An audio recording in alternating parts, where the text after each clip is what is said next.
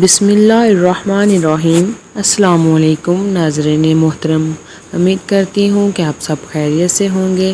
تو چلیے شروع کرتے ہیں اپنی آج کی ویڈیو۔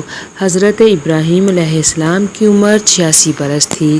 ان کے ہاں اولاد نہیں تھی۔ انہوں نے اللہ پاک سے دعا کی کہ انہیں نیک اور صالح بیٹا عطا فرما۔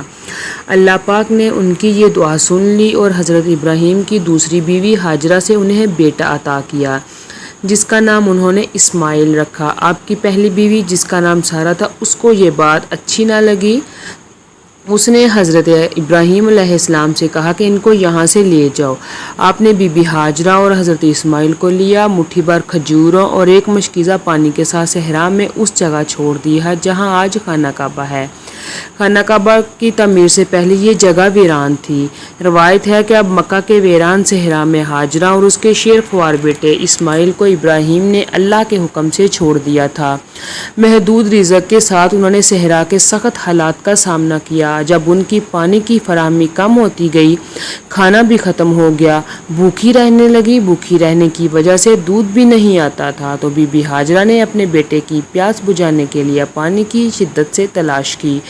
پانی کی تلاش میں وہ صفا اور مروہ کی پہاڑیوں کے درمیان 7 بار آگے پیچھے بھاگی، پانی کی اور کسی انسان کی تلاش میں۔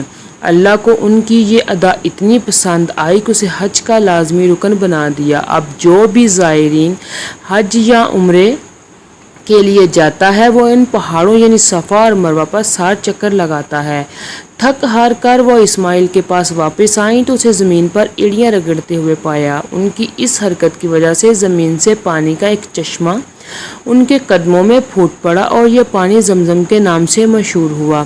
زمزم کی دریافت کسی معجزے سے کم نہ تھی اور یہ خدائی نعمت کی علامت بن گئی۔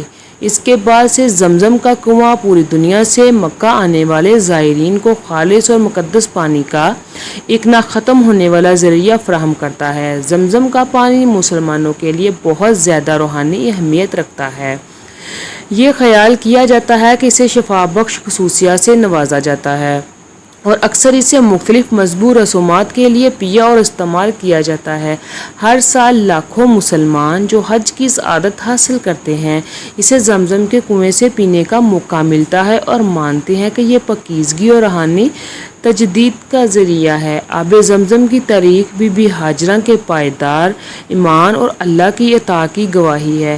یہ مسلمانوں کے لیے امید اور رزق کی علامت بنی ہوئی ہے۔